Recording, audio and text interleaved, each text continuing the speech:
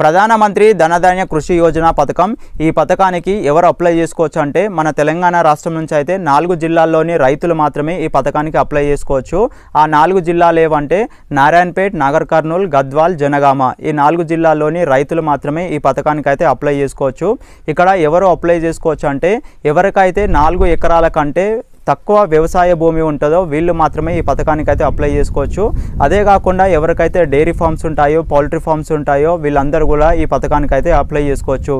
ఈ 4 జిల్లాల కలుపుకొని కేంద్ర ప్రభుత్వము ప్రతి సంవత్సరం 960 కోట్లు అయితే వెచ్చించబోతుంది. దీని ద్వారా ఎవరైతే రైతులు ఉంటారో వీళ్లకు అగ్రికల్చర్ సెక్టార్ని ఇంప్రూవ్ చేయడం కోసము మొత్తం మీకు లోన్స్ కావాలన్నా, లేకుంటే సబ్సిడీస్ కావాలన్నా, లేకుంటే మీకు అగ్రికల్చర్ సంబంధించి పనిముట్లు ఏమన్నా కావాలని చెప్పి దీని కింద మీరు అయితే అప్లై చేసుకోవచ్చు.